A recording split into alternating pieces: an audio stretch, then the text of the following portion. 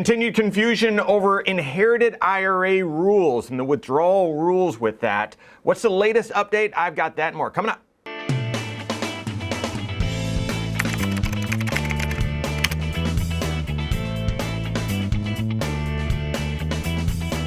My name's Mike Bernard. I'm the host of the Wise Money Show. I'm also one of the certified financial planners right here at Korhorn Financial Group. Make sure you hit that subscribe button, turn on notifications, and smash that thumbs up button. The IRS really stepped in it here. It's created all sorts of confusion. We get questions on this all the time. And our advisory team continuing to say, has there been an update? Has there been an update? Just waiting for the IRS to come out and actually give an update. So I'm going to link a video in the descriptions from IRA expert Ed Slott interview with Morningstar. Fantastic video. And yeah, I'm going to give you the update on where we stand with the rules regarding withdrawals from inherited IRAs, and then give you some planning opportunities as well. First, the old rules. The old rules were prior to 1/1 of 2020, so prior to the Secure Act 1.0, and that is if you inherited an IRA from someone that wasn't your spouse, then you could take out as much as you wanted from that IRA and it would be taxable to you. There'd be no penalty because you inherited it from them when they died. But if you didn't want to take out all of it because of the tax consequences, or you wanted to use this account as part of your overall wealth and retirement strategy, long-term strategy, makes a lot of sense, then you could stretch this IRA over your life expectancy and calculate instead a required minimum distribution off of your life expectancy. And as long as you took out that little bit, you could keep that IRA around forever. And they called that the stretch IRA. Well, the IRS obviously needs tax revenue. And so this is something that they've been looking at, and Congress has looked at and said, yeah, we got to start getting more of this tax money sooner. We can't allow people to continue to stretch out these withdrawals over their entire life and therefore stretch out the tax that they would pay on that money as well. In the Secure Act 1.0, they replaced this stretch IRA with the 10-year rule. So anyone that passed away and inherited an IRA prior to 1/1 of 2020, you're still grandfathered in. You've got those old rules. The stretch IRA still applies to you. But if you inherit an IRA from someone that passes after 1/1 of 2020, then there's new rules. And unless you fit into this unique category, 5 different folks, and by the way, spouse, you're still in a unique category. If you inherit an IRA from your spouse,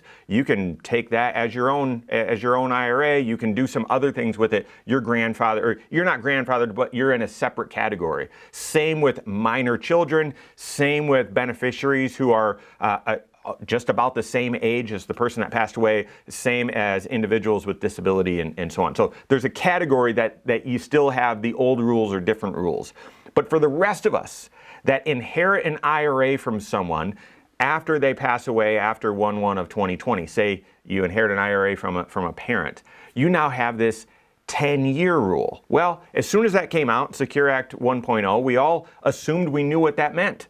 Well, no longer can you just stretch this IRA, this withdrawal, and the taxation out for the rest of your life. You've got to empty the account within 10 years. You've got to empty the account within 10 years. Prior to these rules, there used to be a 5-year rule with Roth IRAs, and that's what it was. There are also a different 5-year rule, but you didn't have to take a required distribution. You just had to take the money out within 5 years. Well, enter 2022. When the IRS releases a publication or a kind of an example that illustrated, even though the text didn't explicitly say this, but the example illustrated that if you inherit an IRA from someone that after 1/1 of 2020 that was already taking their required minimum distribution, that's already past their required beginning date, you had to continue to take a required minimum distribution, at least take a little bit out every single year, but still have the account emptied within that 10 years. Okay, that 10-year rule means the account needs to be emptied by the end of the 10th year after death. And therefore, you still had to take, this example was you still had to take a required distribution every single year. Everyone was shocked by this. I was included. We were included. And so the IRS said, oh, we didn't We didn't realize no one understood that. Okay, send us your comments. We won't make a decision just yet. Guys, that was 2 years ago. From a law that was passed over 4 years ago. We're still trying to figure out what the rules are.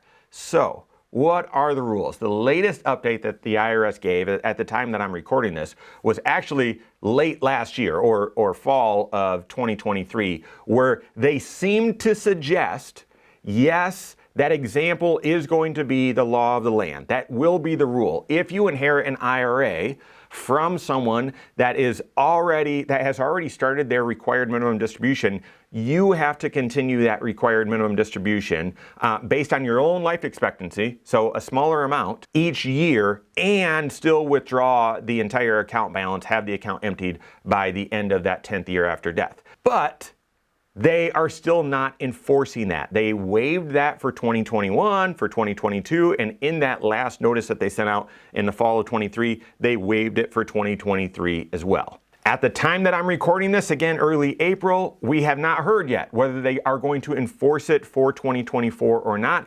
In that last update they gave, they did say whenever they do start enforcing it, they're not going to make you go back and take your required minimum distribution from those previous years that they had waived. You would just need to start it for whatever year, potentially 2024, and moving forward. However, the 10-year rule still would apply. So, in an example, I've got a meeting this week with an individual whose mom passed away in 2022.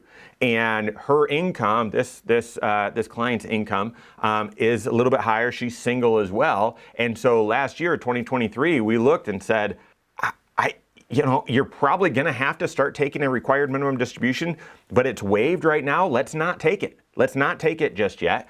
And this year told her, you're probably going to need to take it in 24, but we're going to wait to hear from the IRS and hear. Still, because mom died in 2022, whether the IRS continues to waive this or they start enforcing this required minimum distribution in 2024, the account, the inherited IRA, still needs to be completely emptied by the end of 2032 in this example. So 10 years, by the end of the 10th year after death. So that's the update. Very confusing. Of course, as soon as the IRS does release an update, I'll share it with you here. So make sure you hit that subscribe button. But what are the planning opportunities? Number one, if you did inherit an IRA from someone that passed after 1/1 of 2020, then you need to be aware of this. But I would tell you, probably not take your required minimum distribution until you know that it's required. If it's waived, continue to sort of be passive and just wait and delay and say, okay, we'll see until I'm forced. That's number one. But number two, you still need to be planning ahead for that 10-year rule, because in this individual situation, she does plan to retire within these 10 years. So her high income is likely going to drop to next to nothing about 6 years from now. And so we'll have time within this 10-year window after mom died where we could potentially pull out a large chunk and empty this IRA in a very low tax bracket, a much lower tax bracket than what she's in right now, even if tax rates sunset and actually go up. But you've got to plan ahead.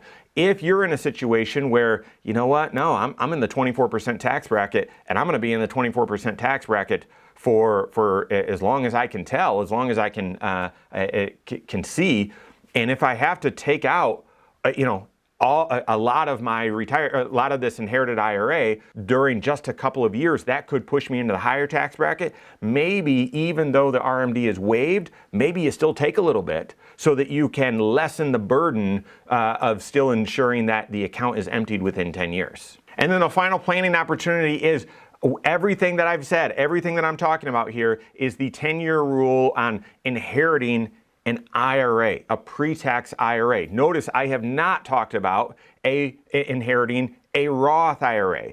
When inheriting a Roth IRA, the 10-year rule still does apply. But this required minimum distribution discussion and debate and ambiguity does not apply, because there is no required minimum distribution on a Roth IRA, and therefore there isn't one on an inherited Roth IRA. Therefore, the Roth IRA, whether they decide to enforce this RMD or not on IRAs, they're not going to for Roths. So there's no requirement for an inherited Roth IRA for you to draw a little bit out every single year.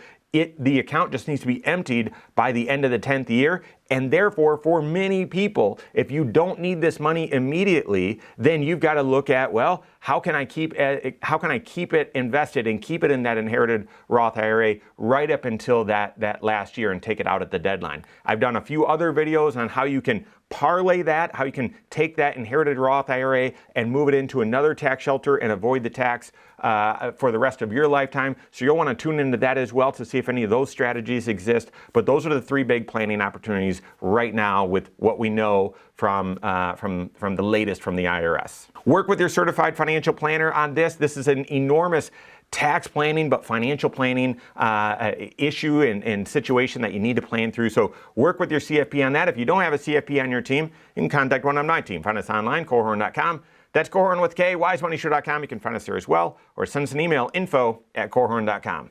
All right, there you have it. Go out and take your next wise step in your financial life.